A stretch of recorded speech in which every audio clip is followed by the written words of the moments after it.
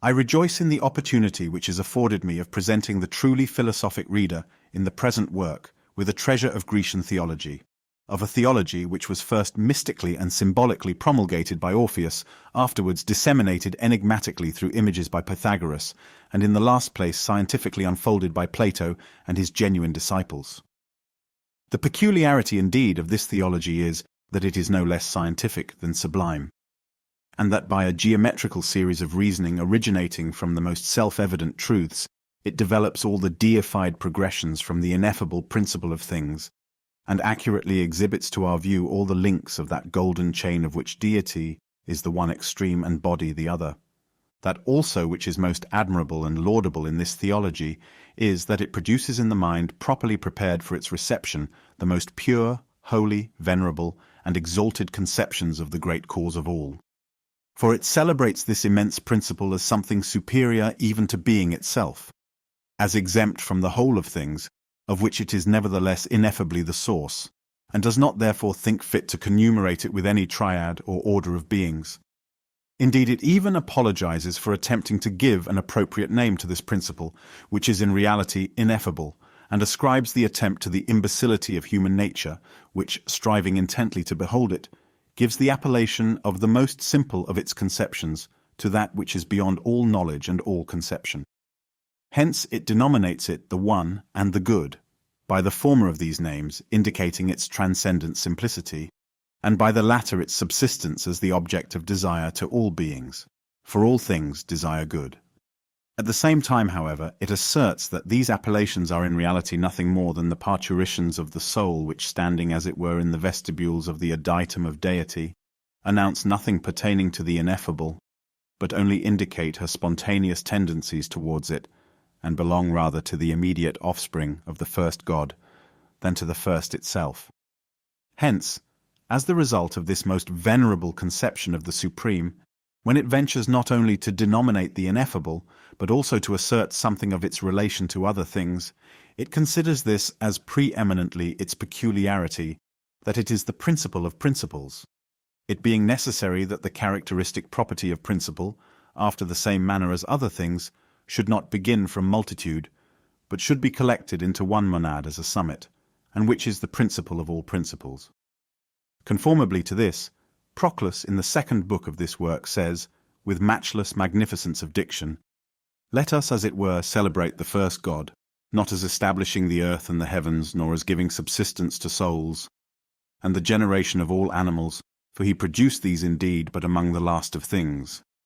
But prior to these, let us celebrate him as unfolding into light the whole intelligible and intellectual genus of gods, together with all the supermundane and mundane divinities, as the God of all gods, the unity of all unities, and beyond the first Adita, as more ineffable than all silence, and more unknown than all essence, as holy among the holies, and concealed in the intelligible gods."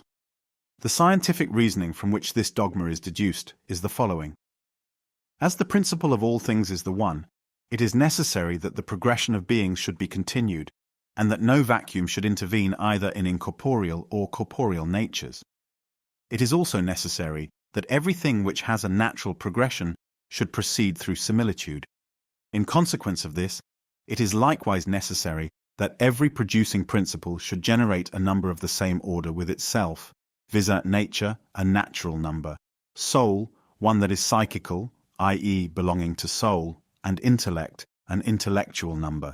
For if whatever possesses a power of generating generates similars prior to dissimilars, every cause must deliver its own form and characteristic peculiarity to its progeny, and before it generates that which gives subsistence to progressions far distant and separate from its nature, it must constitute things proximate to itself according to essence, and conjoined with it through similitude.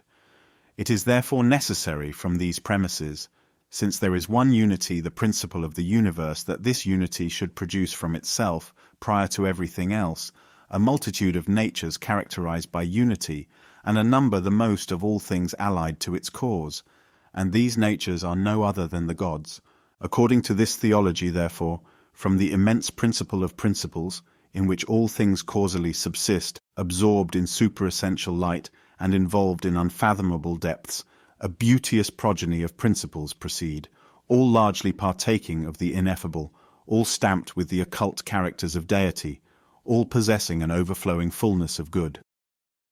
From these dazzling summits, these ineffable blossoms, these divine propagations being life, intellect, soul, nature, and body depend, monads suspended from unities, deified natures proceeding from deities. Each of these monads, too, is the leader of a series which extends from itself to the last of things, and which, while it proceeds from, at the same time abides in, and returns to its leader. And all these principles and all their progeny are finally centered and rooted by their summits in the first great, all-comprehending one. Thus all beings proceed from, and are comprehended in the first being.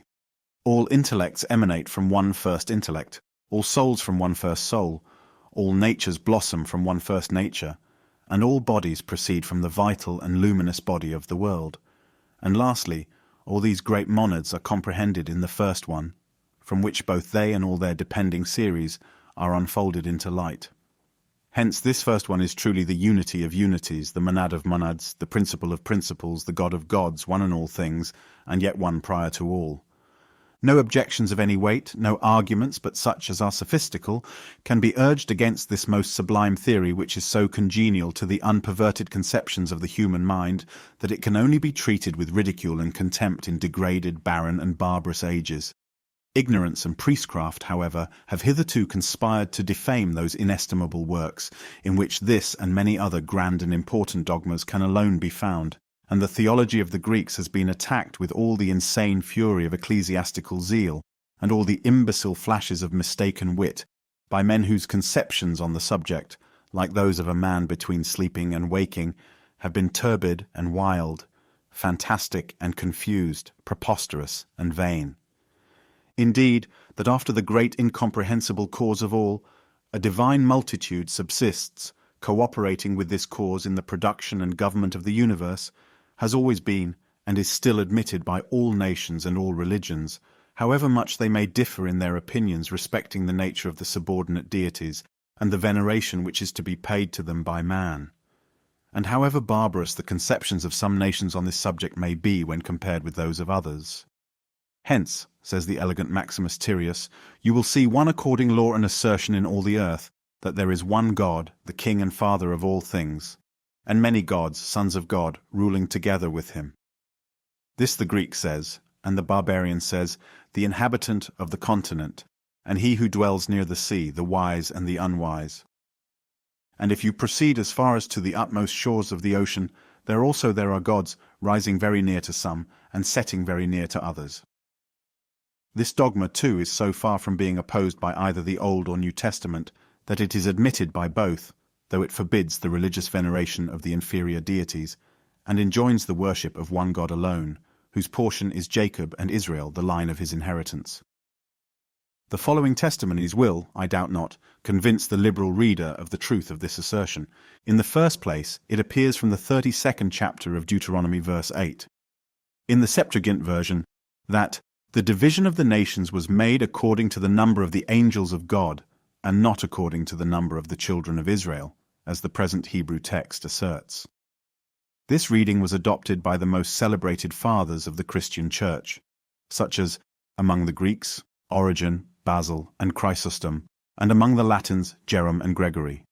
That this too is the genuine reading is evident from the 4th chapter of the same book, and the 19th verse, in which it is said, Unless thou lift up thine eyes unto heaven, and when thou seest the sun and the moon and the stars, even all the host of heaven, shouldst be driven to worship them and serve them, which the Lord thy God hath divided unto all nations under the whole heaven.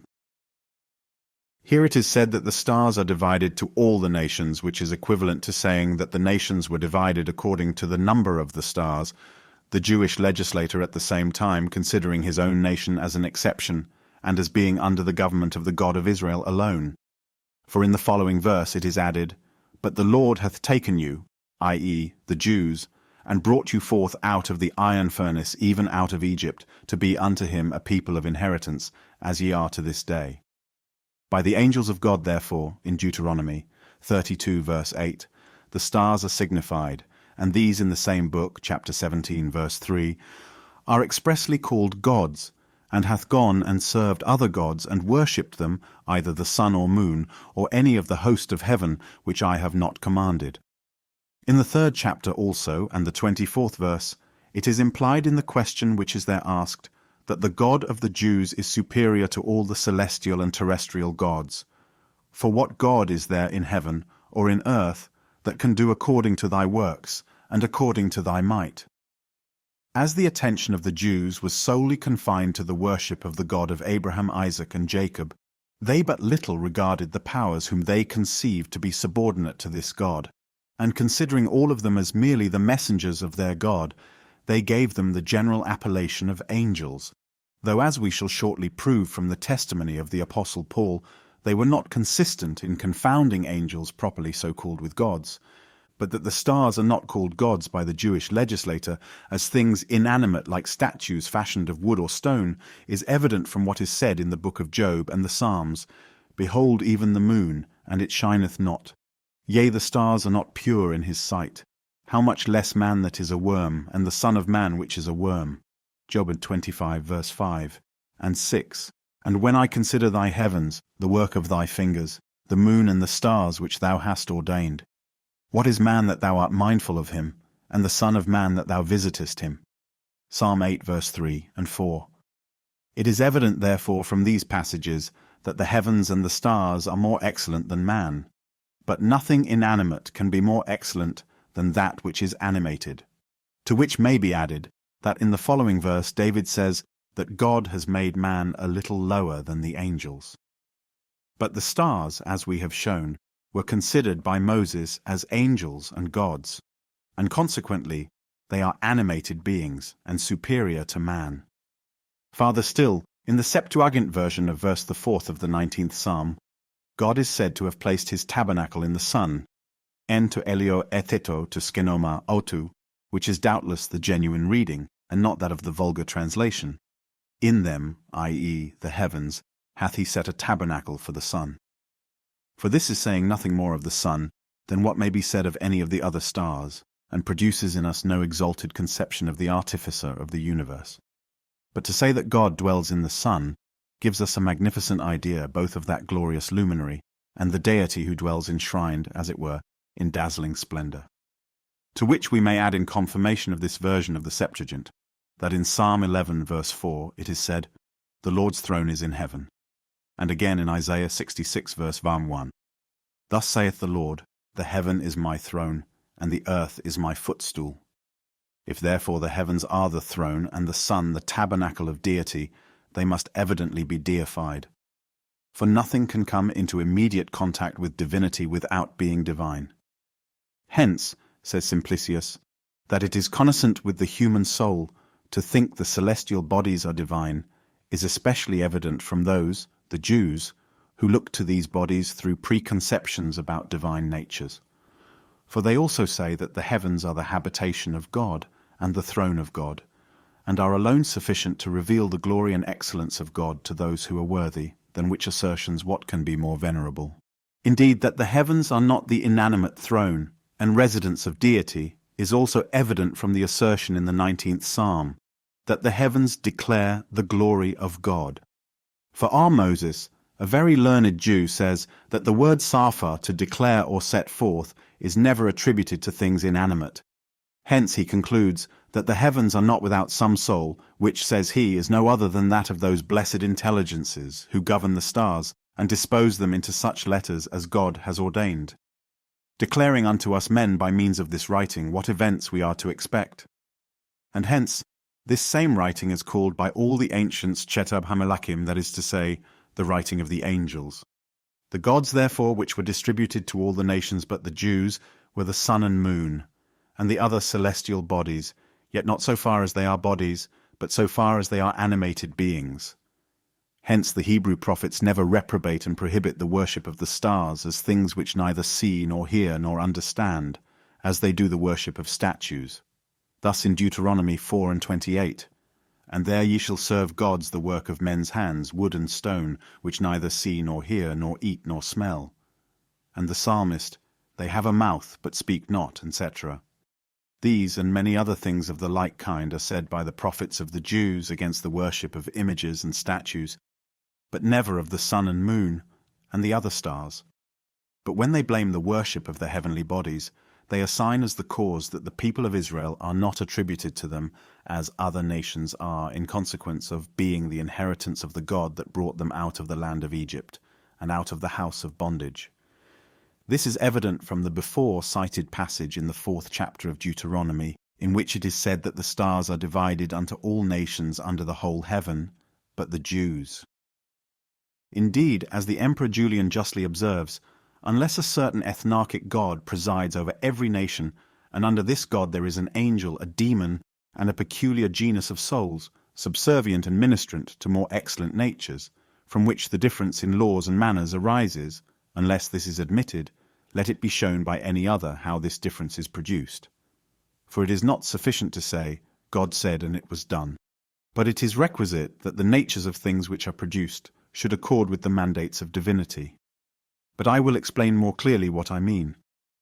God, for instance, commanded that fire should tend upward, and earthly masses downward. Is it not therefore requisite, in order that the mandate of God may be accomplished, that the former should be light and the latter heavy?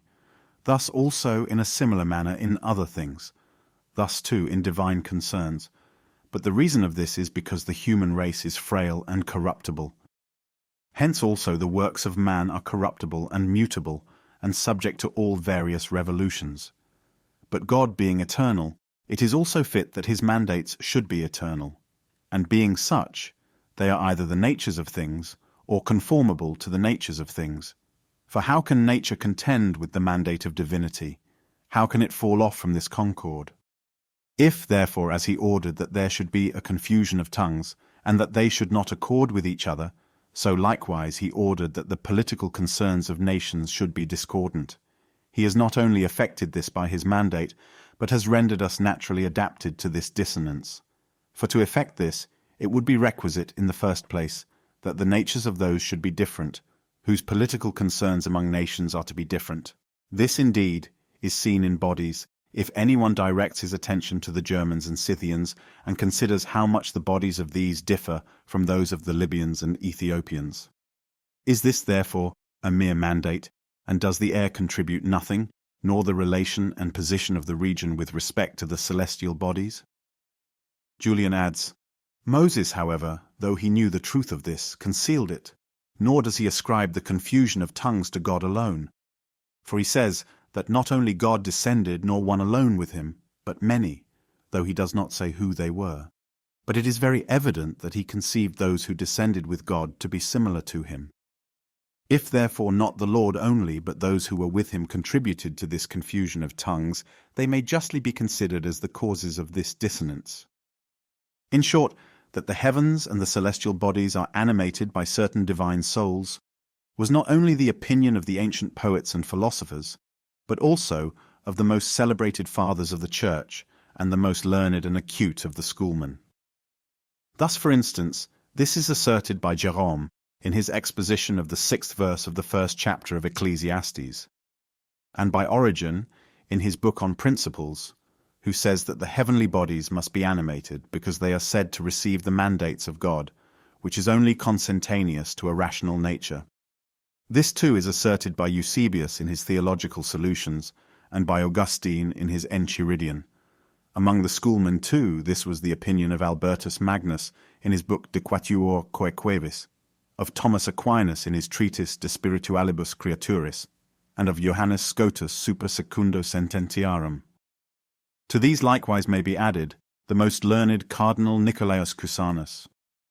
Aureolus indeed strenuously contends for the truth of this opinion, and does not even think it improper to venerate the celestial bodies with outward worship, dulie cultu, and to implore their favour and assistance. And Thomas Aquinas says that he has no other objection to this than that it might be the occasion of idolatry.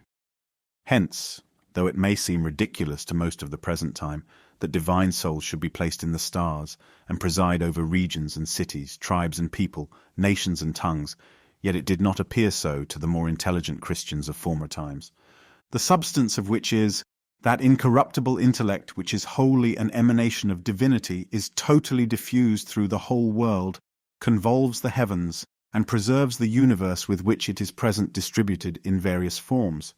That one part of this intellect is distributed among the stars, and becomes, as it were, their charioteer, but another part among the angelic choirs, and another part is bound in a terrestrial form. I confess I am wholly at a loss to conceive what could induce the moderns to controvert the dogma that the stars and the whole world are animated, as it is an opinion of infinite antiquity, and is friendly to the most unperverted, spontaneous, and accurate conceptions of the human mind.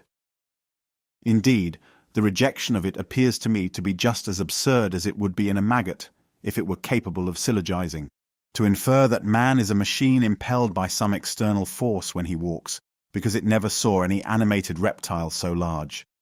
The sagacious Kepler, for so he's called even by the most modern writers, appears to have had a conception of this great truth. But as he was more an astronomer than a philosopher, he saw this truth only partially, and he rather embraced it as subservient to his own astronomical opinions than as forming an essential part of the true theory of the universe. But from what I have of the writings of Kepler, I have no doubt, if he had lived in the time of the Greeks, or if he had made the study of the works of Plato and Aristotle the business of his life, he would have become an adept in and an illustrious and zealous champion of their philosophy. Kepler then, in Harmonices Mundi, Libus 4, p. 158, says that he does not oppose the dogma that there is a soul of the universe, though he shall say nothing about it in that book. He adds that if there is such a soul, it must reside in the centre of the world, which, according to him, is the sun, and from thence by the communication of the rays of light, which are in the place of spirits in an animated body, is propagated into all the amplitude of the world. In the following passages also he confidently asserts that the earth has a soul. For he says that the globe of the earth is a body such as is that of some animal, and that what its own soul is to an animal, that the sublunary nature which he investigates will be to the earth. He adds that he sees for the most part everything which proceeding from the body of an animal testifies that there is a soul in it, proceeds also from the body of the earth. For as the animated body produces in the superficies of the skin hairs, thus also the earth produces plants and trees, and as in the former lice are generated, so in the latter the worms called erucae, grasshoppers and various insects and marine monsters are produced. As the animated body likewise produces tears, mucus, and the recrement of the ears, and sometimes gum from the pustules of the face, thus also the earth produces amber and bitumen. As the bladder too produces urine, thus likewise mountains pour forth rivers. And as the body produces excrement of a sulphureous odour, and crepitus which may also be inflamed, so the earth produces sulphur, subterranean fires, thunder, and lightning. And as in the veins of an animal blood is generated, and together with its sweat which is ejected out of the body, so in the veins of the earth metals and fossils and a rainy vapour are generated. And in chapter 7, page 162, after having shown that there is in the earth the sense of touching, that it respires, and is subject in certain parts to languors and internal vicissitudes of the viscera, and that subterranean heat proceeds from the soul of the earth, he adds that a certain image of the zodiac is resplendent in this soul, and therefore of the whole firmament, and is the bond of the sympathy of things celestial and terrestrial. Bishop Berkeley also was by no means hostile to this opinion, that the world is one great animal, as is evident from the following extract from his Siris, page 131. Blind fate and blind chance are at bottom much the same thing, and one no more intelligible than the other. Such is the mutual relation, connection, motion, and sympathy of the parts of this world, that they seem, as it were, animated and held together by one soul, and such is their harmony, order, and regular course, as shows the soul to be governed and directed by a mind. It was an opinion of remote antiquity that the world was an animal. If we may trust the Hermaic writings, the Egyptians thought all things did partake of life. This opinion was also so general and current among the Greeks that Plutarch asserts all others held the world to be an animal, and governed by providence, except Leucippus, Democritus, and Epicurus. And although an animal containing all bodies within itself could not be touched or sensibly affected from without, yet it is plain they attributed to it an inward sense and feeling, as well as appetites and aversions, and that from all the various tones, actions and passions of the universe, they supposed one symphony, one animal act and life to result. Iamblichus declares the world to be one animal, in which the parts, however distant each from other, are nevertheless related and connected by one common nature, and he teaches, what is also a received notion of the Pythagoreans and Platonics, that there is no chasm in nature, but a chain or scale of beings rising by gentle, uninterrupted gradations from the lowest to the highest, each nature being informed and perfected by the participation of a higher. As air becomes igneous, so the purest fire becomes animal, and the animal soul becomes intellectual, which is to be understood not of the change of one nature into another, but of the connection of different natures, each lower nature being, according to those philosophers, as it were, a receptacle or subject for the next above it to reside and act in. It is also the doctrine of Platonic philosophers that intellect is the very life of living things, the first principle and exemplar of all, from whence by different degrees are derived the inferior classes of life, first the rational, then the sensitive, after that the vegetable. But so as in the rational animal there is still somewhat intellectual, again in the sensitive there is somewhat rational, and in the vegetable somewhat sensitive, and lastly in mixed bodies, as metals and minerals, somewhat of vegetation, by which means the whole is thought to be more perfectly connected, which doctrine implies that all the faculties, instincts, and motions of inferior beings, in their several respective subordinations, are derived from and depend upon intellect. Both Stoics and Platonics held the world to be alive, though sometimes it be mentioned as a sentient animal, sometimes as a plant or vegetable. But in this, notwithstanding what has been surmised by some learned men, there seems to be no atheism. For so long as the world is supposed to be quickened by elementary fire or spirit, which is itself animated by soul and directed by understanding, it follows that all parts thereof originally depend upon, and may be reduced unto, the same indivisible stem or principle, to wit, a supreme mind, which is the concurrent doctrine of Pythagoreans, Platonics, and Stoics. Compare now the Newtonian with this theory, that the heavenly bodies are vitalized by their informing souls, that their orderly motion is the result of this vitality, and that the planets move harmonically round the sun, not as if urged by a centripetal force, but from an animated tendency to the principle and fountain of their light, and from a desire of partaking as largely as possible of his influence and power. In the former theory, all the celestial motions are the effect of violence. In the latter, they are all natural. The former is attended with insuperable difficulties, the latter, when the principle on which it is founded is admitted, with none, and the former is unscientific and merely hypothetical, but the latter is the progeny of the most accurate science, and is founded on the most genuine and unperverted conceptions of the human mind. And I have said that I should prove from the testimony of the Apostle Paul that the Jews were not consistent in confounding angels properly so called with gods. And this appears to me to be evident in the first place from the following passage in Hebrews 2 verse 5.3. Piste nomen catertistai tus aionas remati theou, istumi ek phenomenon tablepomena gegonenai. This in the English version is erroneously rendered. Through faith we understand that the worlds were framed by the word of God, so that things which are seen were not made of things which do appear. I say this is erroneously translated, because in the first place, the worlds is evidently a forced interpretation of Ionas, and even admitting it is not, leaves the passage very ambiguous, from the uncertainty to what worlds Paul alludes. If we adopt ages, which is the general sense of the word in the New Testament, we shall indeed avoid a forced and ambiguous interpretation, but we shall render the meaning of the apostle trifling in the extreme. For as he has elsewhere said, that all things were framed by the word of God, what particular faith does it require to believe that by the same word he framed the ages? In the second place, from the definition of faith, given in the first verse of this chapter, that it is the evidence of things not seen, it is clear that Paul is speaking in this passage of something invisible, Since then Ionis is neither worlds nor ages, what shall we say it is? I answer, the Aeonies of the Valentinians. And agreeably to this, the whole passage should be translated as follows: By faith we understand that the Aeonies were framed by the word of God, in order that things which are seen might be generated from such as do not appear, i.e. from things invisible. Everyone who is much conversant with Greek authors must certainly be convinced that eyes to means in order that, and Bishop Pearson translates as I have done the latter part of this verse.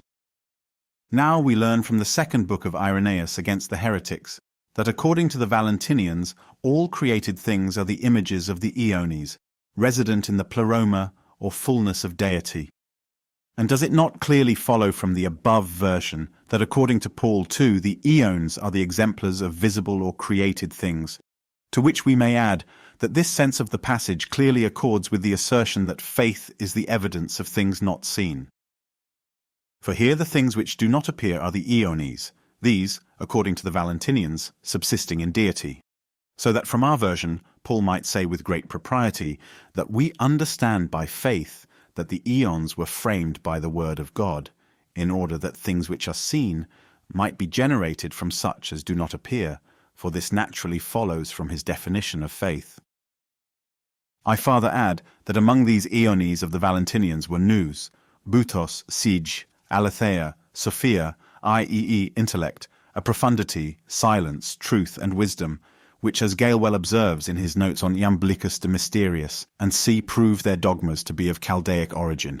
For these words perpetually occur in the fragments of the Chaldaic oracles, and the middle of the Chaldean intelligible triad is denominated aeon, i.e. eternity, and is also perfectly conformable to the theology of Plato, as is very satisfactorily shown by Proclus in the third book of the following work.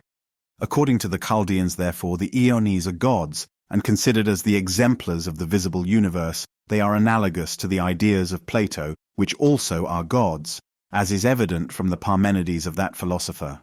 According to Paul, too, as the Aeonies are the fabricators of the visible world, they must be beings of a much higher order than angels, and consequently must be gods, productive power being one of the great characteristics of a divine nature.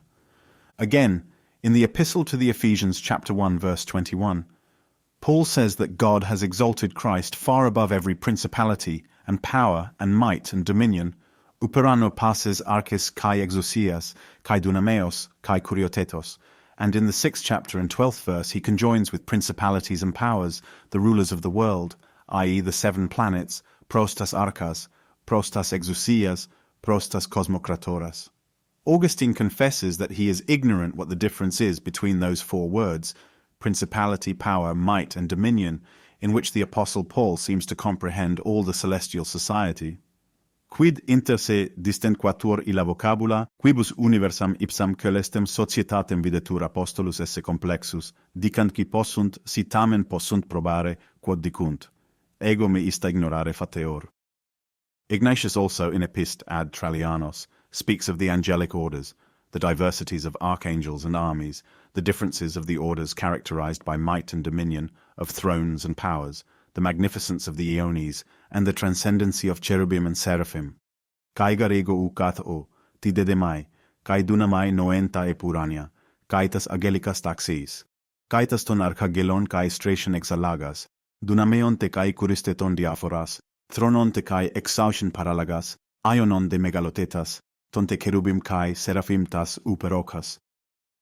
The opinion of Grotius, therefore, is highly probable that the Jews obtained the names of powers, dominations, and principalities from their Babylonic captivity, and Gale in his notes on Iamblicus says that certain passages of Zoroaster and Ostanes cited by the author of Aritham.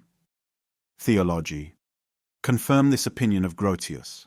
Indeed, the appellation of archai principles, which are the first of the 4 powers mentioned by Paul, was given by the Chaldeans to that order of gods called by the Grecian theologists supermundane and assimilative, the nature of which is unfolded by Proclus in the 6th book of the following work, and Proclus in the 4th book of his MS commentary. On the Parmenides of Plato shows that the order of gods denominated noetos kai noeros, intelligible and at the same time intellectual, is according to the Chaldean oracles principally characterized by domination, In proof of this, the two following oracles are cited by him, the first concerning the Empyrean, and the second concerning the material synechys. I.e. All things yield ministrant to the intellectual prestas of intellectual fire through the persuasive will of the Father, and, i.e. but likewise such as are in subjection to the material synechys.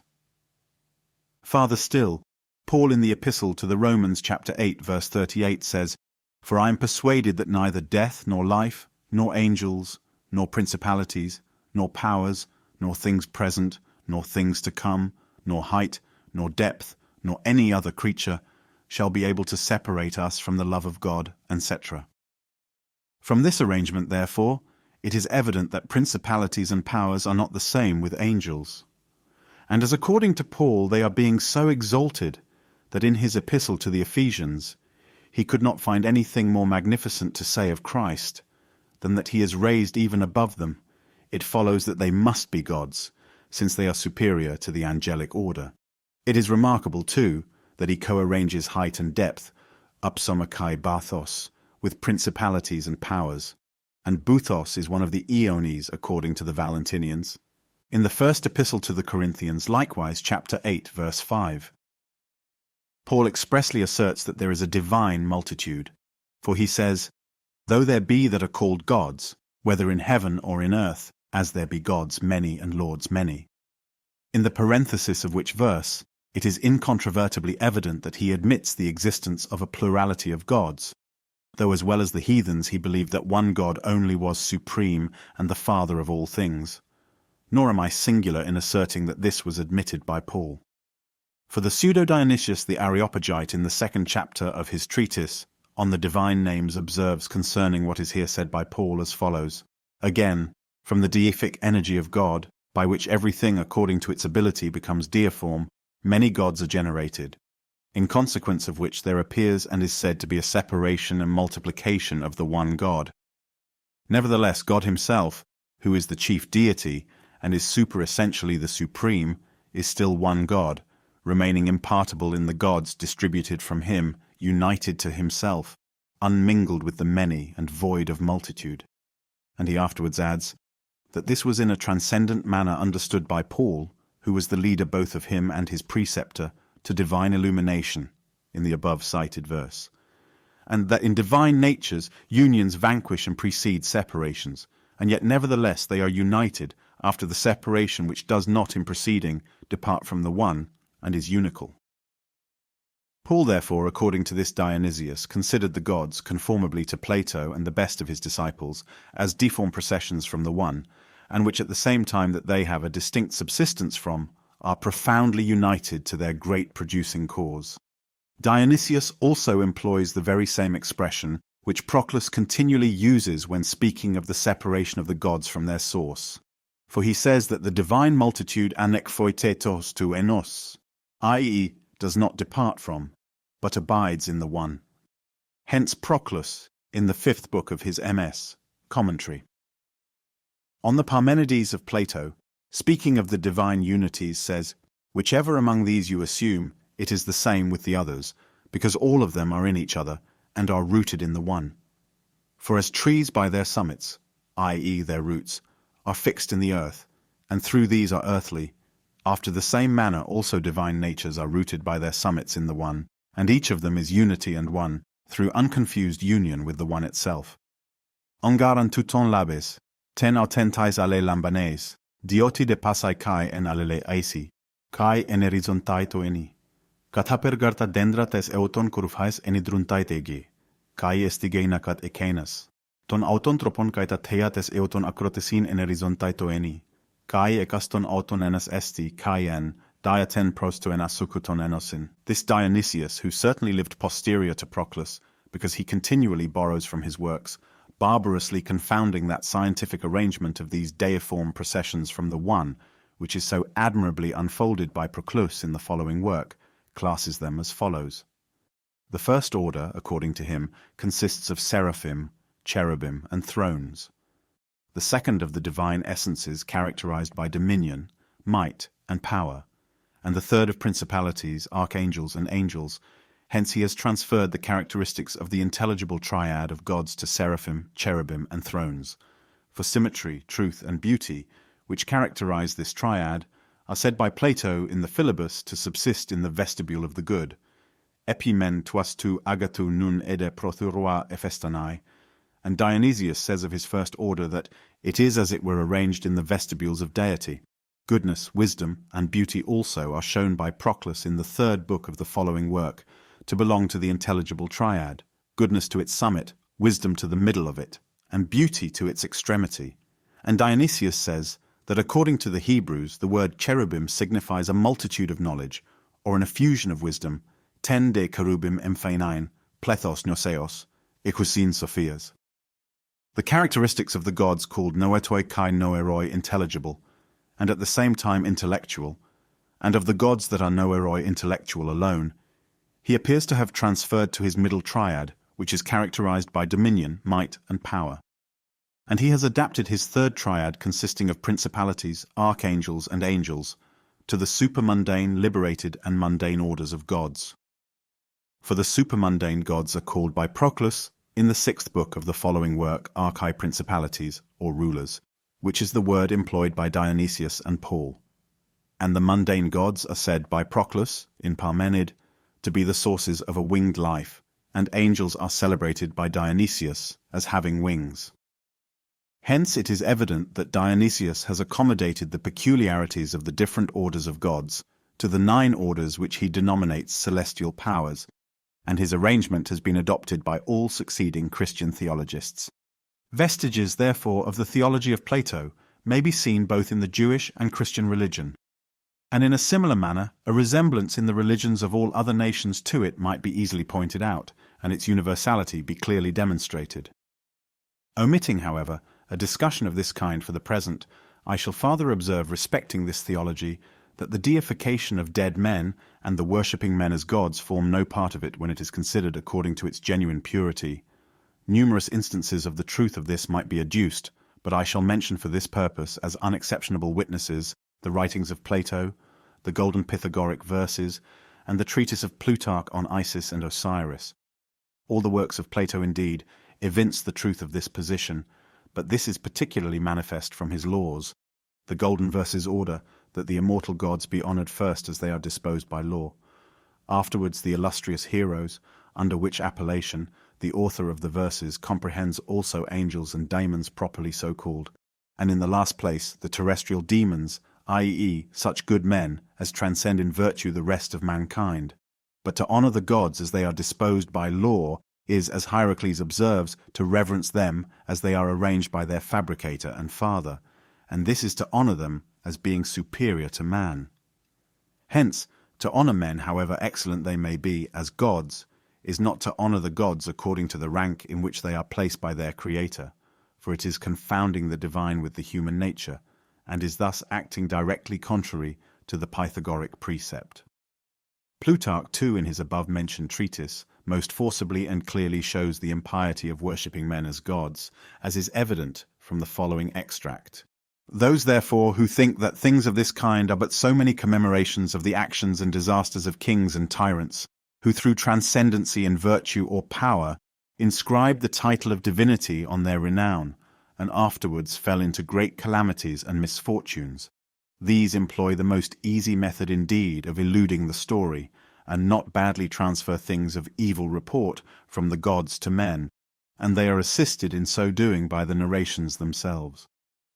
For the Egyptians relate that Hermes was as to his body, with one arm longer than the other, that Typhon was in his complexion red, but Horus white and Osiris black, as if they had been by nature men. Farther still, they also call Osiris a commander, and Canopus a pilot, from whom they say the star of that name was denominated. The ship likewise, which the Greeks call Argo, being the image of the Ark of Osiris, and which therefore in honour of it is become a constellation, they make to ride not far from Orion and the dog, of which they consider the one as sacred to Horus, but the other to Isis. I fear, however, that this would be to move things immovable, and to declare war, not only, as Simonides says, against a great length of time, but also against many nations and families of mankind who are under the influence of divine inspiration through piety to these gods, and would not in any respect fall short of transferring from heaven to earth such great and venerable names, and of thereby shaking and dissolving that worship and belief, which has been implanted in almost all men from their very birth, would be opening great doors to the tribe of atheists who convert divine into human concerns, and would likewise afford a large license to the impostures of Euhemerus of Messina, who devised certain memoirs of an incredible and fictitious mythology, and thereby spread every kind of atheism through the globe by inscribing all the received gods without any discrimination by the names of generals, naval captains, and kings who lived in remote periods of time. He further adds that they are recorded in golden characters in a certain country called Panchoa, at which neither any barbarian or Grecian ever arrived, except Euhemerus alone, who as it seems sailed to the Panchoans and Triphilians, that neither have nor ever had a being. And though the great actions of Semiramis are celebrated by the Assyrians, and those of Sesostris in Egypt, and though the Phrygians even to the present time call all splendid and admirable actions Manic, because a certain person named Manis, who was one of their ancient kings, whom some call Mazdes, was a brave and powerful man, and farther still, though Cyrus among the Persians, and Alexander among the Macedonians, proceeded in their victories almost as far as to the boundaries of the earth, yet they only retain the name of good kings, and are remembered as such. But if certain persons inflated by ostentation, as Plato says, having their soul at one and the same time inflamed with youth and ignorance, have insolently assumed the appellation of gods, and had temples erected in their honor, yet this opinion of them flourished but for a short time, and afterwards they were charged with vanity and arrogance, in conjunction with impiety and lawless conduct, and thus, like smoke, they flew away with swift-paced fate, and being dragged from temples and altars like fugitive slaves, they have now nothing left them but their monuments and tombs. Hence Antigonus the elder said to one Hermodotus, who had celebrated him in his poems as the offspring of the sun and a god, "He who empties my close stool-pan knows no such thing of me." Very properly also did Lysippus the sculptor blame Apelles the painter for drawing the picture of Alexander with a thunderbolt in his hand, whereas he had represented him with a spear, the glory of which, as being true and proper, no time would take away.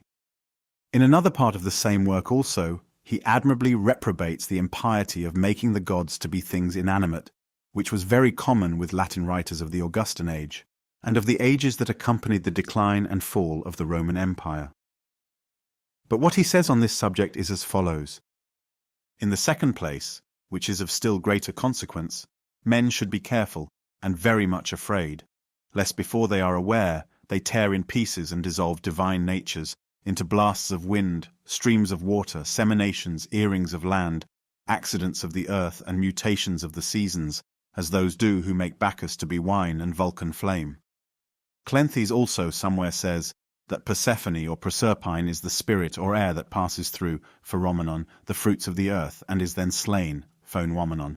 And a certain poet says of reapers, "Then when the youth the limbs of Ceres cut," for these men do not in any respect differ from those who conceive the sails, the cables, and the anchor of a ship to be the pilot, the yarn and the web to be the weaver, and the bowl or the mead, or the ptizan to be the physician.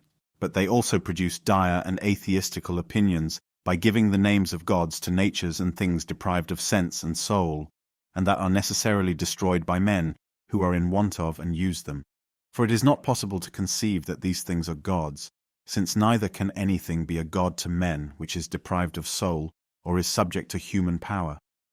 From these things, however, we are led to conceive those beings to be gods, who both use them and impart them to us, and supply them perpetually and without ceasing.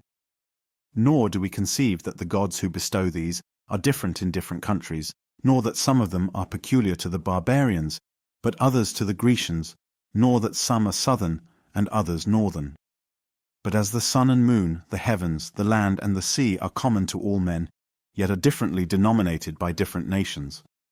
So the one reason that adorns these things, and the one providence that administers them, and the ministrant powers that preside over all nations, have different appellations and honors assigned them according to law by different countries. Of those also that have been consecrated to their service, some employ obscure, but others clearer symbols, not without danger, thus conducting our intellectual conceptions to the apprehension of divine natures. For some, deviating from the true meaning of these symbols, have entirely slipped into superstition, and others again, flying from superstition as a quagmire, have unaware fallen upon atheism as on a precipice. Hence, in order to avoid these dangers, it is especially necessary that, resuming the reasoning of philosophy as our guide to mystic knowledge, we should conceive piously of everything that is said or done in religion, lest that, as Theodorus said, while he extended his arguments with his right hand, some of his auditors received them with their left, so we should fall into dangerous errors, by receiving what the laws have well instituted about sacrifices and festivals in a manner different from their original intention. The Emperor Julian, as well as Plutarch, appears to have been perfectly aware of this confusion in the religion of the heathens arising from the deification of men, and in the fragments of his treatise against the Christians preserved by Cyril, he speaks of it as follows: "If anyone wishes to consider the truth respecting you, he will find that your impiety is composed of the Judaic audacity and the indolence and confusion of the heathens. For deriving from both, not that which is most beautiful, but the worst, you have fabricated a web of evils. With the Hebrews indeed there are accurate and venerable laws pertaining to religion, and innumerable precepts, which require a most holy life and deliberate choice.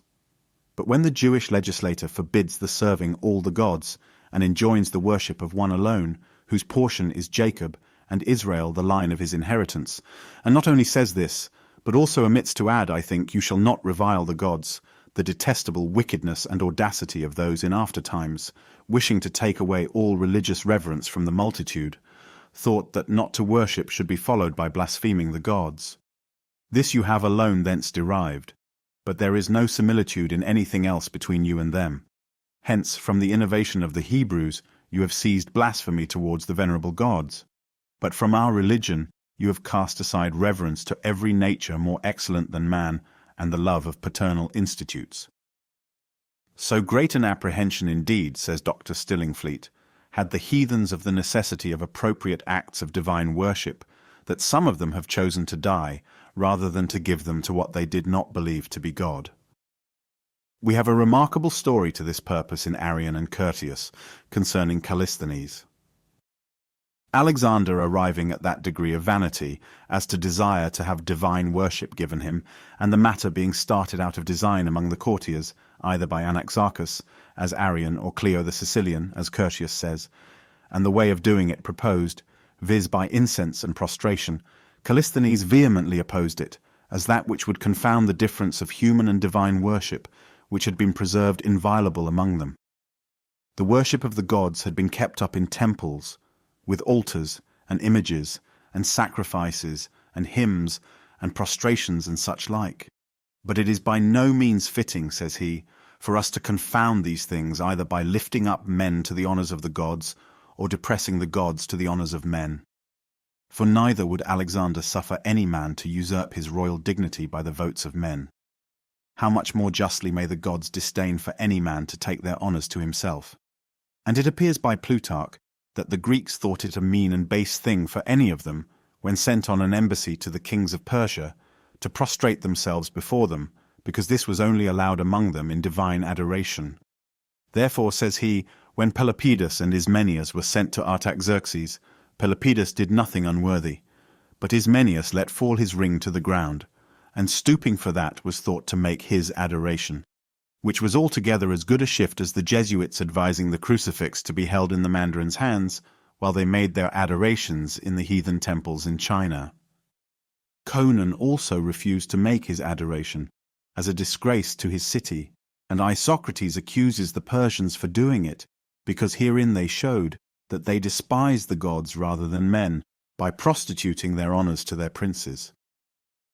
Herodotus mentions Sperchius and Bulis, who could not with the greatest violence be brought to give adoration to Xerxes, because it was against the law of their country to give divine honour to men.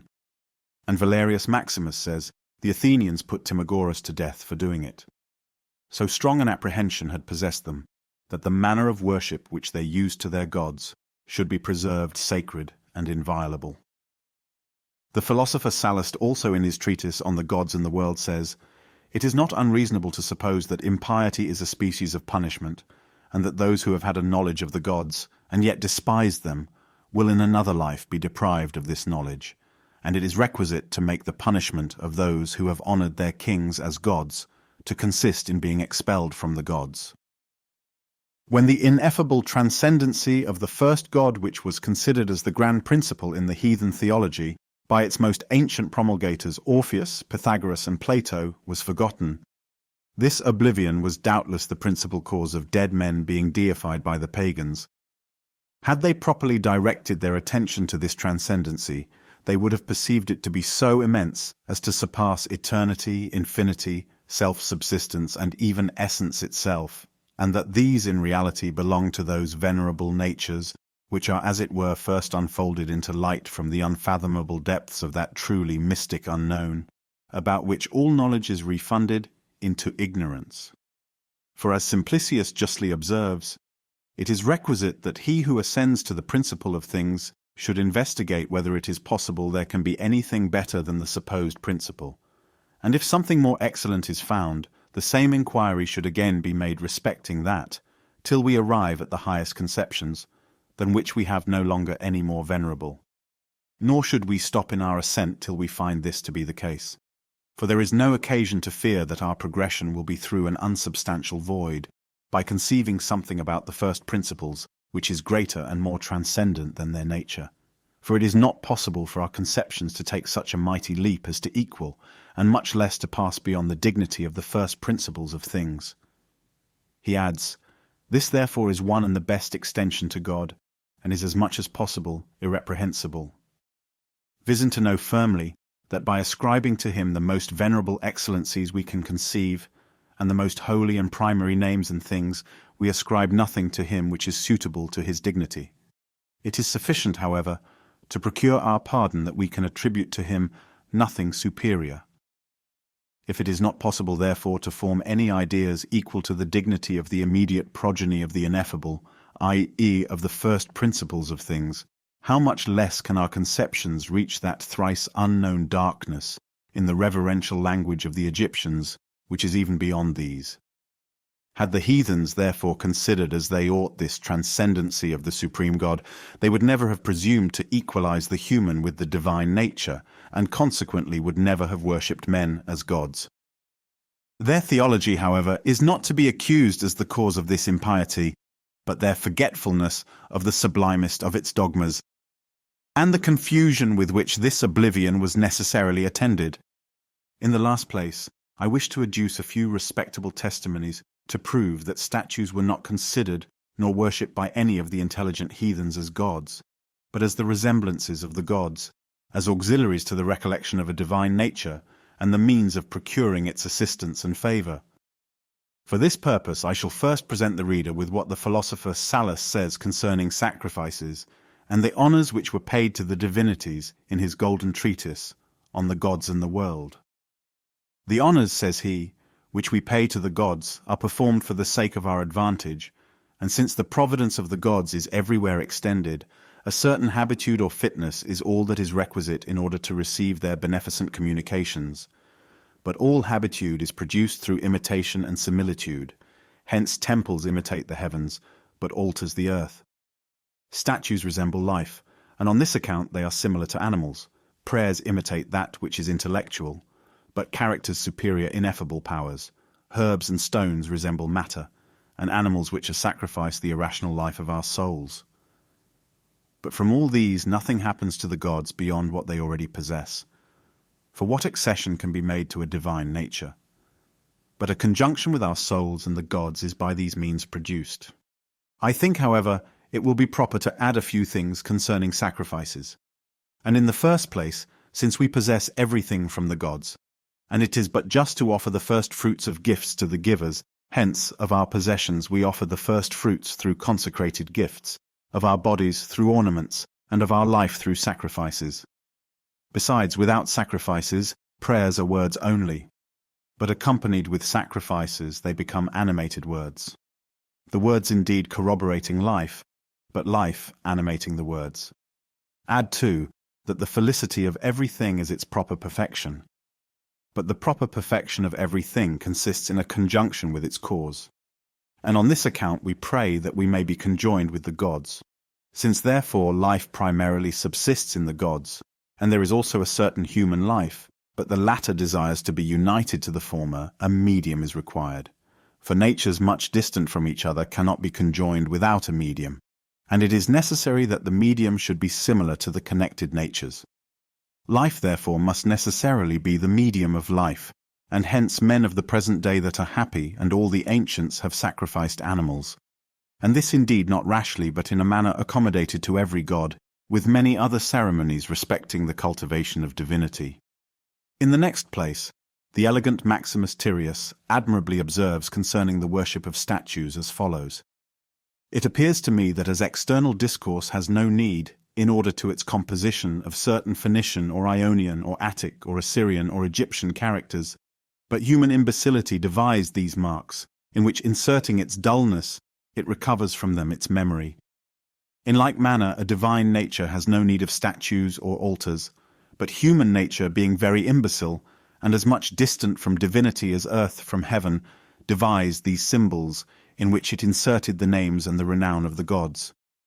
Those, therefore, whose memory is robust, and who are able, by directly extending their soul to heaven, to meet with divinity, have perhaps no need of statues.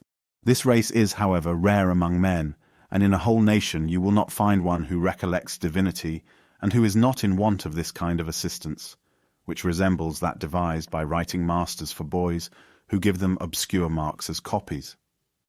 By writing over which, their hand being guided by that of the master, they become through memory accustomed to the art. It appears to me, therefore, that legislators devised these statues for men, as if for a certain kind of boys, as tokens of the honour which should be paid to divinity, and a certain manuduction, as it were, and path to reminiscence. Of statues, however, there is neither one law, nor one mode, nor one art, nor one matter. For the Greeks think it fit to honour the gods from things the most beautiful in the earth, from a pure matter, the human form, and accurate art, and their opinion is not irrational, who fashion statues in the human resemblance. For if the human soul is most near and most similar to divinity, it is not reasonable to suppose that divinity would invest that which is most similar to himself with a most deformed body, but rather with one which would be an easy vehicle to immortal souls, light, and adapted to motion. For this alone, of all the bodies on the earth, raises its summit on high, is magnificent, superb, and full of symmetry, neither astonishing through its magnitude, nor terrible through its strength, nor moved with difficulty through its weight, nor slippery through its smoothness, nor repercussive through its hardness, nor grovelling through its coldness, nor precipitate through its heat, nor inclined to swim through its laxity, nor feeding on raw flesh through its ferocity, nor on grass through its imbecility, but is harmonically composed for its proper works, and is dreadful to timid animals, but mild to such as are brave. It is also adapted to walk by nature, but winged by reason, capable of swimming by art, feeds on corn and fruits and cultivates the earth, is of a good colour, stands firm, has a pleasing countenance and a graceful beard. In the resemblance of such a body, the Greeks think fit to honour the gods. He then observes that with respect to the barbarians, all of them in like manner admit the subsistence of divinity, but different nations among these adopt different symbols. After which he adds, O many and all various statues, of which some are fashioned by art, and others are embraced through indigence, some are honoured through utility, and others are venerated through the astonishment which they excite, some are considered as divine through their magnitude, and others are celebrated for their beauty. There is not indeed any race of men, neither barbarian nor Grecian, neither maritime nor continental, neither living a pastoral life nor dwelling in cities, which can endure to be without some symbols of the honour of the gods. How, therefore, shall anyone discuss the question whether it is proper that statues of the gods should be fabricated or not? For if we were to give laws to other men recently sprung from the earth and dwelling beyond our boundaries and our air, or who were fashioned by a certain Prometheus, ignorant of life and law and reason, it might perhaps demand consideration, whether this race should be permitted to adore these spontaneous statues alone, which are not fashioned from ivory or gold, and which are neither oaks nor cedars, nor rivers, nor birds, but the rising sun, the splendid moon, the variegated heaven, the earth itself and the air, all fire and all water? Or shall we constrain these men also to the necessity of honouring wood, or stones or images? If, however, this is the common law of all men, let us make no innovations. Let us admit the conceptions concerning the gods, and preserve their symbols as well as their names. For divinity indeed, the Father and fabricator of all things, is more ancient than the sun and the heavens, more excellent than time and eternity, and every flowing nature, and is a legislator without law, ineffable by voice, and invisible by the eyes. Not being able, however, to comprehend his essence, we apply for assistance to words and names, to animals and figures of gold and ivory and silver, to plants and rivers, to the summits of mountains, and to streams of water, desiring indeed to understand his nature, but through imbecility calling him by the names of such things as appear to us to be beautiful. And in thus acting, we are affected in the same manner as lovers, who are delighted with surveying the images of the objects of their love, and with recollecting the lyre, the dart, and the seat of these, the circus in which they ran, and everything in short, which excites the memory of the beloved object. What then remains for me to investigate and determine respecting statues, only to admit the subsistence of deity? But if the art of Phidias excites the Greeks to the recollection of divinity, honour to animals the Egyptians, a river others and fire others, I do not condemn the dissonance. Let them only know, let them only love, let them only be mindful of the object they adore. With respect to the worship of animals, Plutarch apologizes for it in the following excellent manner in his treatise on Isis and Osiris. It now remains that we should speak of the utility of these animals to man and of their symbolical meaning, some of them partaking of one of these only, but many of them of both. It is evident, therefore, that the Egyptians worshipped the ox, the sheep, and the ichneumon on account of their use and benefit, as the Lemnians did larks, for discovering the eggs of caterpillars and breaking them, and the Thessalians storks, because as their land produced abundance of serpents, the storks destroyed all of them as soon as they appeared. Hence also they enacted a law that whoever killed a stork should be banished. But the Egyptians honoured the asp, the weasel, and the beetle, in consequence of observing in them certain dark resemblances of the power of the gods, like that of the sun in drops of water. For at present many believe and assert that the weasel engenders by the ear, and brings forth by the mouth, being thus an image of the generation of reason. But the genus of beetles has no female, and all the males emit their sperm into a spherical piece of earth, which they roll about, thrusting it backwards with their hind feet, while they themselves move forward. Just as the sun appears to revolve in a direction contrary to that of the heavens, in consequence of moving from west to east. They also assimilated the asp to a star, as being exempt from old age, and performing its motions unassisted by organs with agility and ease. Nor was the crocodile honoured by them without a probable cause, but is said to have been considered by them as a resemblance of divinity, as being the only animal that is without a tongue. For the divine reason is unindigent of voice, and proceeding through a silent path, and accompanied with justice, conducts mortal affairs according to it.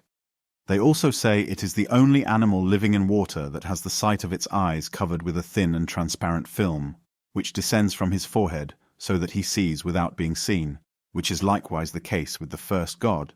But in whatever place the female crocodile may lay her eggs, this may with certainty be concluded to be the boundary of the increase of the Nile. For not being able to lay their eggs in the water, and fearing to lay them far from it, they have such an accurate presensation of futurity that though they enjoy the benefit of the river in its access, during the time of their laying and hatching, yet they preserve their eggs dry and untouched by the water. They also lay 60 eggs, are the same number of days in hatching them, and those that are the longest lived among them live just so many years, which number is the first of the measures employed by those who are conversant with the heavenly bodies. Moreover, of those animals that were honoured for both reasons, we have before spoken of the dog. But the ibis, killing indeed all deadly reptiles, was the first that taught men the use of medical evacuation, in consequence of observing that she is after this manner washed and purified by herself.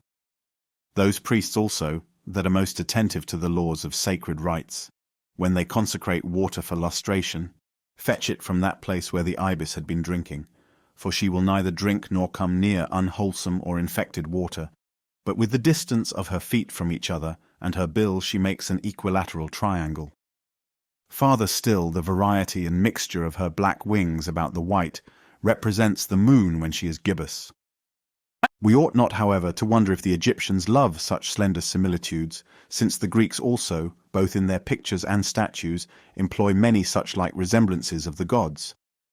Thus in Crete there was a statue of Jupiter without ears, for it is fit that he who is the ruler and lord of all things should hear no one. Phidias also placed a dragon by the statue of Minerva, and a snail by that of Venus at Elis, to show that virgins require a guard, and that keeping at home and silence become married women. But the trident of Neptune is a symbol of the third region of the world which the sea possesses, having an arrangement after the heavens and the air. Hence also they thus denominated Amphitrite and the Tritons. The Pythagoreans likewise adored numbers and figures with the appellations of the gods. For they called the equilateral triangle Minerva Coryphagenes, or begotten from the summit, and Tritogeneia, because it is divided by 3 perpendiculars drawn from the 3 angles. But they called the one Apollo, being persuaded to this by the obvious meaning of the word Apollo and by the simplicity of the monad. The duad they denominated Strife and Audacity, and the triad Justice.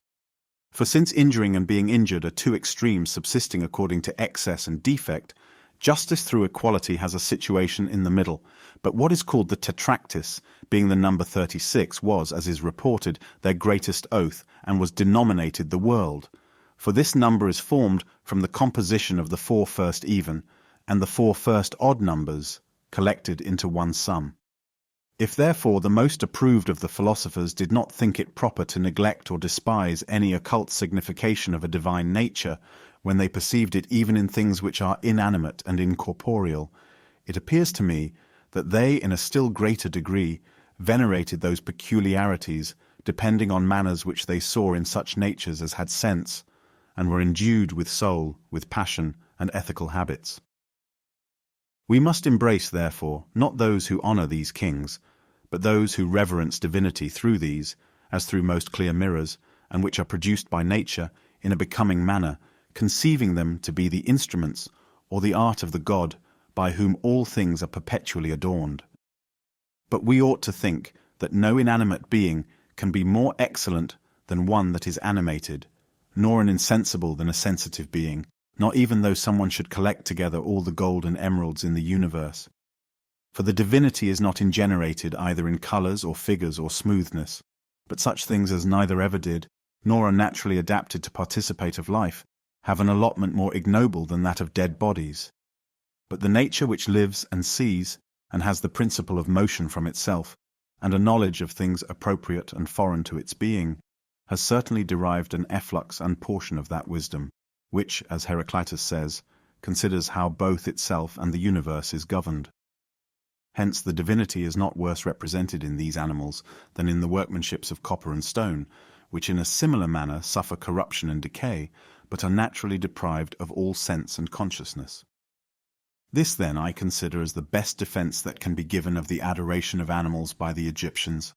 With respect, however, to the sacred vestments, those of Isis are of various hues, for her power is about matter, which becomes and receives all things as light and darkness, day and night, fire and water, life and death, beginning and end. But those of Osiris are without a shade and have no variety of colours, but have one only which is simple and luciform. Hence when the latter have been once used, they are laid aside and preserved, for the intelligible is invisible and intangible. But the vestments of Isis are used frequently. For sensible things being in daily use and at hand, present us with many developments and views of their different mutations, but the intellectual perception of that which is intelligible, genuine and holy, luminously darting through the soul like a coruscation, is attended with a simultaneous contact and vision of its object. Hence Plato and Aristotle call this part of philosophy apoptic or intuitive, indicating that those who have through the exercise of the reasoning power soared beyond these doxastic, mingled, and all various natures, raise themselves to that first, simple, and immaterial principle, and passing into contact with the pure truth which subsists about it, they consider themselves as having at length obtained the end of philosophy. And that which the present devoted and veiled priests obscurely manifest with great reverence and caution is that this God is the ruler and prince of the dead, and is not different from that divinity who is called by the Greeks Hades and Pluto, the truth of which assertion not being understood disturbs the multitude, who suspect that the truly sacred and holy Osiris dwells in and under the earth, where the bodies of those are concealed who appear to have obtained an end of their being. But he indeed himself is at the remotest distance from the earth, unstained, unpolluted, and pure from every essence that receives corruption and death.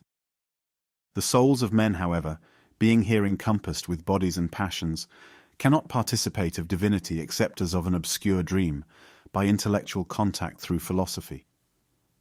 But when they are liberated from the body and pass into the invisible, impassive, and pure region, this God is then their leader and king, from whom they depend, insatiably beholding him, and desiring to survey that beauty which cannot be expressed or uttered by men, and which Isis, as the ancient discourse evinces, always loving, pursuing, and enjoying, fills such things in these lower regions as participate of generation with everything beautiful and good.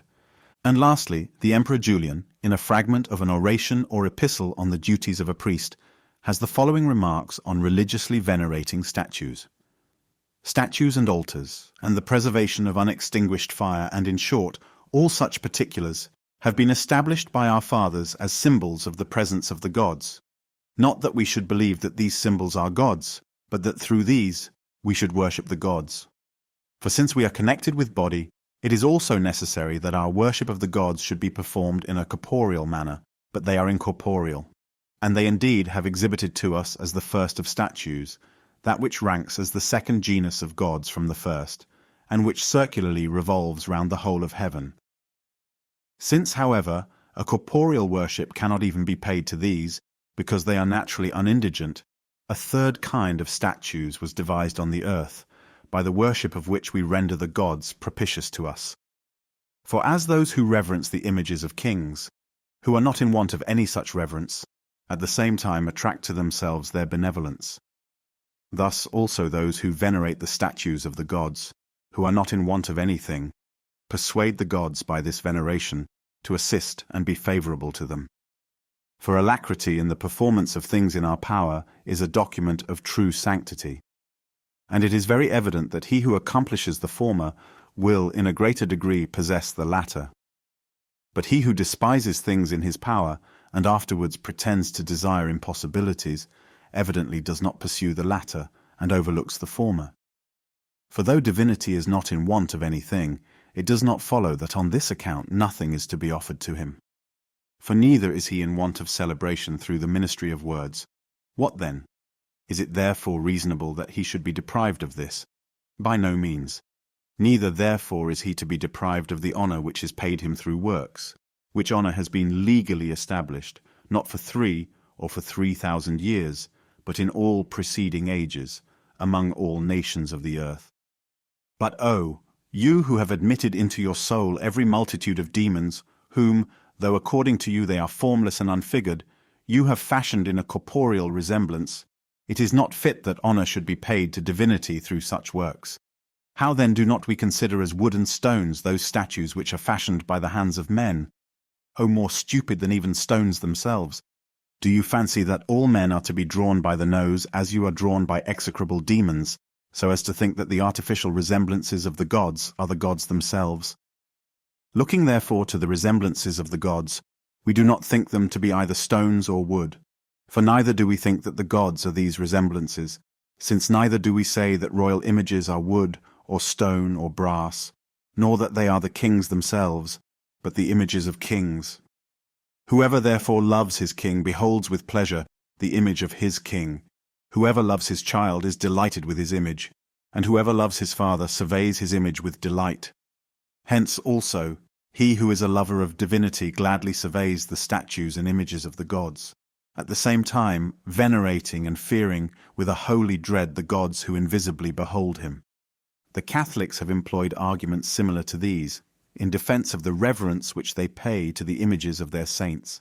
Indeed, it is the doctrine of the Church of England that the Catholics form the same opinions of the saints whose images they worship as the heathens did of their gods, and employ the same outward rites in honouring their images as the heathens did in the religious veneration of their statues.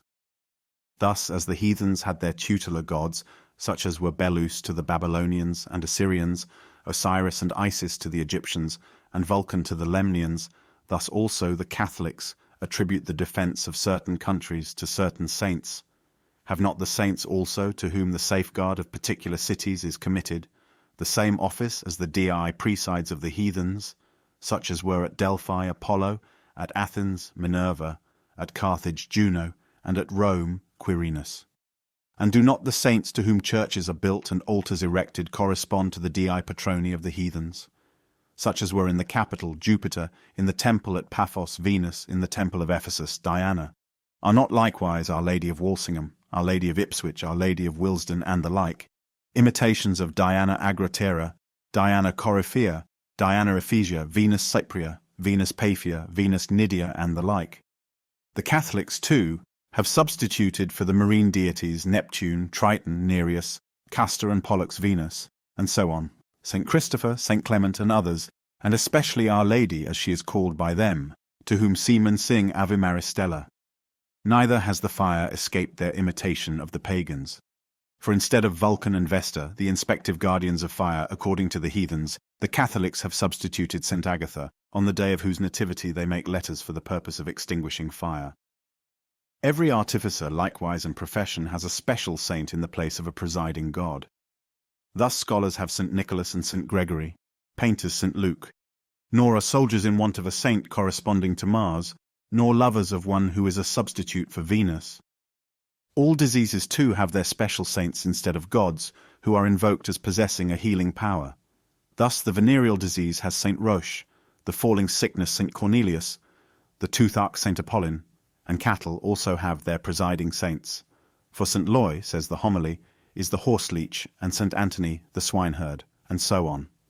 The homily adds that in many points the papists exceed the Gentiles in idolatry, and particularly in honouring and worshipping the relics and bones of saints, which prove that they be mortal men and dead, and therefore no gods to be worshipped, which the Gentiles would never confess of their gods, for very shame. And after enumerating many ridiculous practices of the Catholics in reference to these relics, the homily concludes with observing that they are not only more wicked than the Gentile idolaters, but also no wiser than asses, horses, and mules, which have no understanding. In the second place, the homilies show that the rites and ceremonies of the papists in honouring and worshipping their images or saints are the same with the rites of the pagans. This, say they, is evident in their pilgrimages to visit images which had more holiness and virtue in them than others. In their candle religion, burning incense, offering up gold to images, hanging up crutches, chairs and ships, legs, arms, and whole men and women of war before images, as though by them, or saints, as they say, they were delivered from lameness, sickness, captivity, or shipwreck. In spreading abroad after the manner of the heathens, the miracles that have accompanied images. Such an image was sent from heaven, like the Palladium, or Diana of the Ephesians. Such an image was brought by angels. Such a one came itself far from the east to the west, as Dame Fortune fled to Rome. Some images, though they were hard and stony, yet for tender heart and pity wept. Some spake more monstrously than ever did Balaam's ass, who had life and breath in him. Such a cripple came and saluted this saint of oak, and by he was made whole, and here hangeth his crutch. Such a one in a tempest vowed to St. Christopher, and scaped, and behold, here is his ship of war. Such a one by St. Leonard's help break out of prison, and see where his fetters hang. And infinite thousands more miracles by like, or more shameless lies were reported. After all this, I appeal to every intelligent reader, whether the religion of the heathens, according to its genuine purity as delineated in this introduction, and as professed and promulgated by the best and wisest men of antiquity, is not infinitely preferable to that of the Catholics. and whether it is not more holy to reverence beings the immediate progeny of the ineffable principle of all things, and which are eternally centered and rooted in him, and to believe that in reverencing these, we at the same time reverence the ineffable, because they partake of his nature, and that through these as media we become united with him, than to reverence men, and the images of men, many of whom when living were the disgrace of human nature. The Church of England, as we see, prefers the pagans to the papists, and I trust that every other sect of Protestant Christians will unanimously subscribe to her decision, and thus much in defense of the theology of Plato and the religious worship of the heathens. It now remains that I should speak of the following work, of its author, and the translation. The work itself, then, is a scientific development of the deiform processions from the ineffable principle of things, and this, as it appears to me, in the greatest perfection possible to man. For the reasoning is everywhere consummately accurate, and deduced from self-evident principles, and the conclusions are the result of what Plato powerfully calls geometrical necessities. To the reader of this work, indeed, who has not been properly disciplined in Eleatic and academic studies, and who has not a genius naturally adapted to such abstruse speculations, it will doubtless appear to be perfectly unintelligible, and in the language of critical cant, nothing but jargon and reverie. This, however, is what Plato, the great hierophant of this theology, predicted would be the case, if ever it was unfolded to the multitude at large. For as it appears to me, says he, there are scarcely any particulars which will be considered by the multitude more ridiculous than these, nor again any which will appear more wonderful and enthusiastic to those who are naturally adapted to perceive them. In his 7th epistle also he observes as follows: "Thus much, however, I shall say respecting all those who either have written or shall write, affirming that they know those things which are the objects of my study, whether they have heard them from me or from others, or whether they have discovered them themselves, that they have not heard anything about these things conformable to my opinion. For I never have written, nor ever shall write about them. For a thing of this kind cannot be expressed by words like other disciplines, but by long familiarity, and living in conjunction with the thing itself. A light, as it were, leaping from a fire will on a sudden be enkindled in the soul, and there itself nourish itself." And shortly after he adds, "But if it appeared to me that the particulars of which I am speaking could be sufficiently communicated to the multitude by writing or speech, what could we accomplish more beautiful in life than to impart a mighty benefit to mankind, and lead an intelligible nature into light, so as to be obvious to all men? I think, however, that an attempt of this kind would only be beneficial to a few, who from some small vestiges previously demonstrated are themselves able to discover these abstruse particulars. But with respect to the rest of mankind, some it will fill with a contempt by no means elegant, and others with a lofty and arrogant hope that they shall now learn certain venerable things. The prediction of Plato, therefore, has been but too truly fulfilled in the fate which has attended the writings of the best of his disciples, among whom Proclus certainly maintains the most distinguished rank. This indeed these disciples well knew would be the case, but perceiving that the hand of barbaric and despotic power was about to destroy the schools of the philosophers, and foreseeing that dreadful night of ignorance and folly which succeeded so nefarious an undertaking, they benevolently disclosed, in as luminous a manner as the subject would permit, the arcana of their master's doctrines, thereby, as Plato expresses it, giving assistance to philosophy, and also preserving it as a paternal and immortal inheritance to the latest posterity.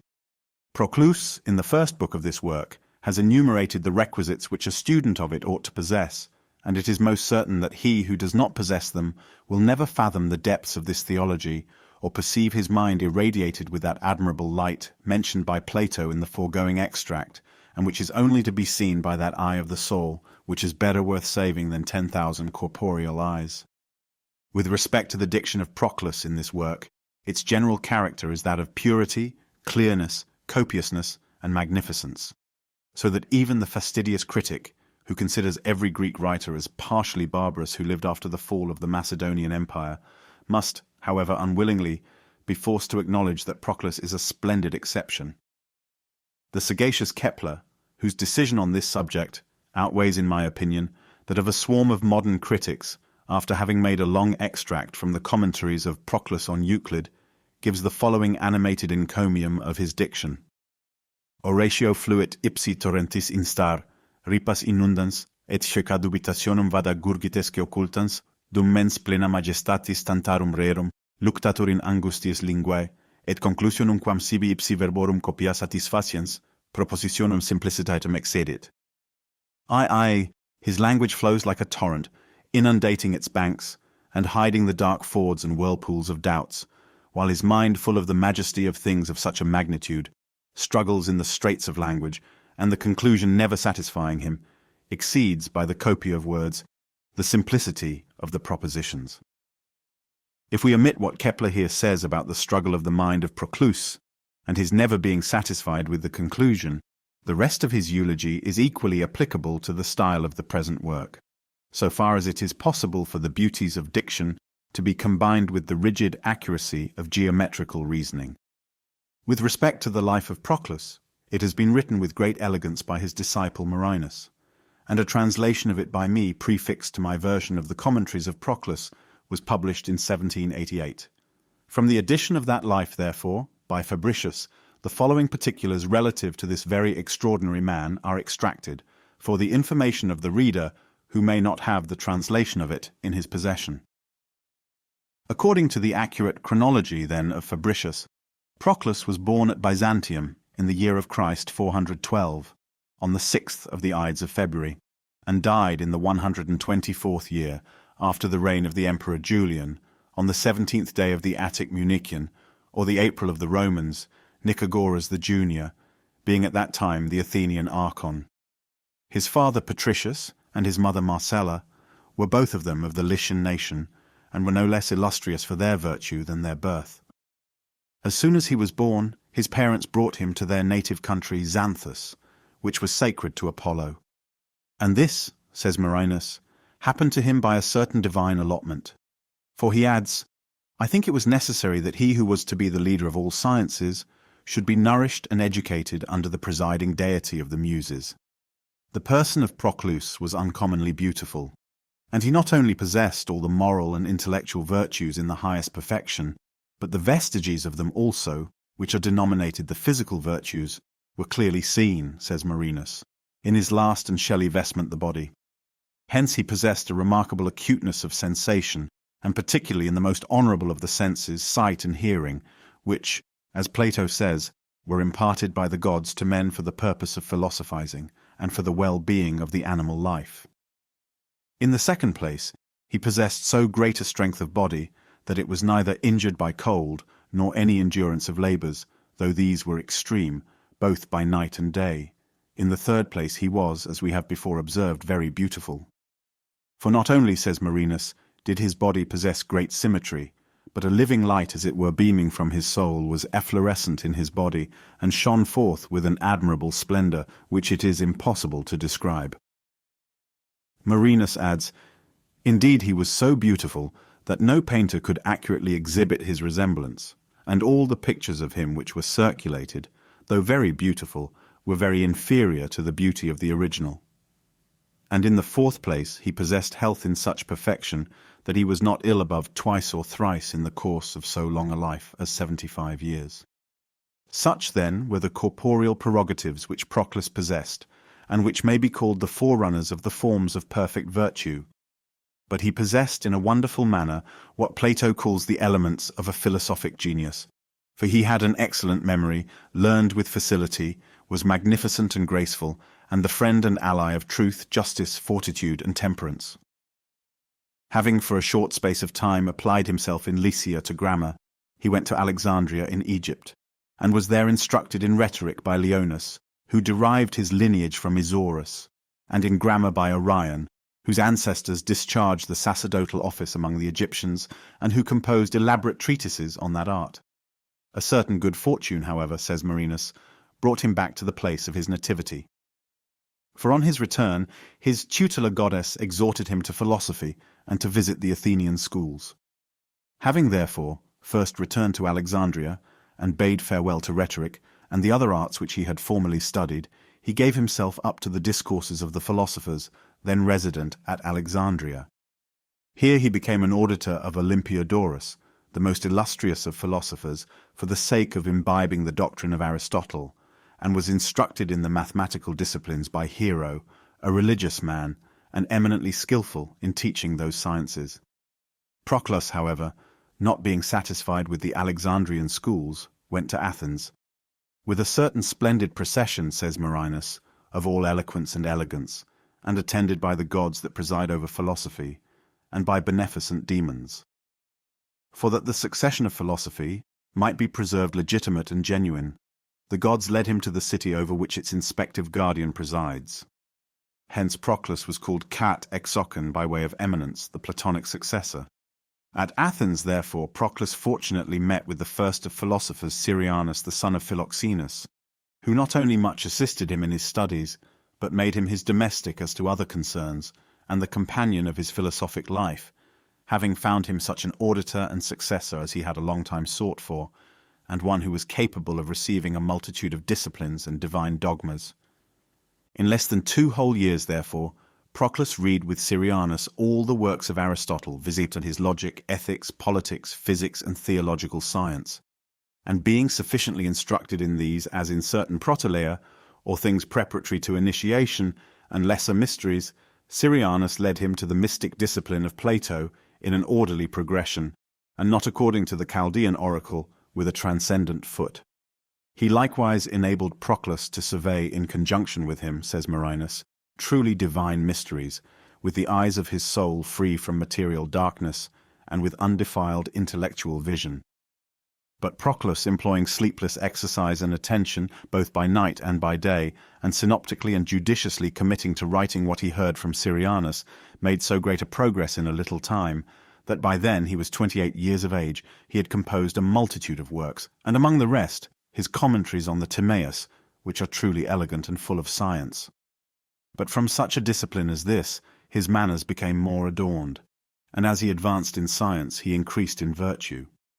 Marinus, after this, shows how Proclus possessed all the virtues in the greatest possible perfection, and how he proceeded from the exercise of the political virtues, which are produced by reason adorning the irrational part as its instrument, to the cathartic virtues which pertain to reason alone, withdrawing from other things to itself, throwing aside the instruments of sense as vain, repressing also the energies through these instruments, and liberating the soul from the bonds of generation.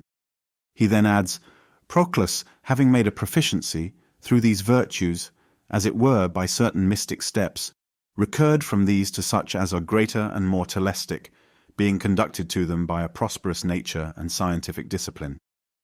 For being now purified, rising above generation, and despising its thyrsus bearers, he was agitated with a divinely inspired fury about the first essences, and became an inspector of the truly blessed spectacles which they contain, no longer collecting discursively and demonstratively the science of them, but surveying them, as it were, by simple intuition, and beholding through intellectual energies the paradigms in a divine intellect, assuming a virtue which can no longer be denominated prudence, but which ought rather to be called wisdom, or something still more venerable than this.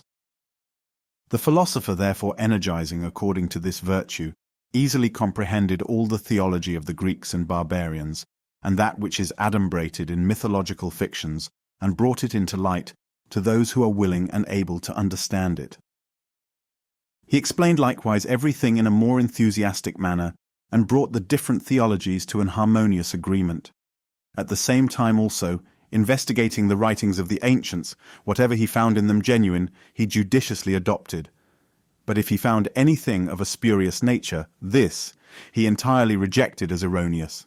He also strenuously subverted by a diligent examination such doctrines as were contrary to truth. In his associations too with others, he employed no less force and perspicuity. For he was a man laborious beyond measure, as in one day he gave 5 and sometimes more lectures, and wrote as many as 700 verses. Besides this, he went to other philosophers, and spent the evening in conversation with them. And all these employments he executed in such a manner as not to neglect his nocturnal and vigilant piety to the gods, and assiduously supplicating the sun when rising, when at his meridian altitude, and when he sets. Marinus farther observes of this most extraordinary man, that he did not seem to be without divine inspiration. For words similar to the most white and thick falling snow proceeded from his wise mouth. His eyes appeared to be filled with a fulgid splendor, and the rest of his face to participate of divine illumination. Hence Rufinus, a man illustrious in the Republic, and who was also a man of veracity, and in other respects venerable, happening to be present with him when he was lecturing, perceived that his head was surrounded with a light. And when Proclus had finished his lecture, Rufinus rising, adored him, and testified by an oath the truth of the divine vision which he had seen. Marinus also informs us that Proclus, being purified in an orderly manner by the Chaldean purifications, was an inspector of the lucid Hecatic visions, as he himself somewhere mentions in one of his writings. By opportunely moving likewise a certain Hecatic spherula, he procured showers of rain, and freed Athens from an unseasonable heat. Besides this, by certain phylacteria or charms, he stopped an earthquake, and had made trial of the divining energy of the tripod, having been instructed by certain verses respecting its failure. For when he was in his 40th year, he appeared in a dream to utter the following verses. High above ether there with radiance bright, a pure immortal splendor wings its flight, whose beams divine with vivid force aspires and leap resounding from a fount of fire. And in the beginning of his 42nd year, he appeared to himself to pronounce with a loud voice these verses. Lo, on my soul a sacred fire descends, whose vivid power the intellect extends. From whence far beaming thro' dull bodies night, it soars to ether decked with starry light, and with soft murmurs thro' the azure round, the lucid regions of the gods resound. Besides, he clearly perceived that he belonged to the mercurial series, and was persuaded from a dream that he possessed the soul of Nicomachus the Pythagorean. In the last place, Marinus adds, that the lovers of more elegant studies may be able to conjecture from the position of the stars under which he was born, that the condition of his life was by no means among the last or middle, but among the first orders. We have thought fit to expose in this place the following scheme of his nativity.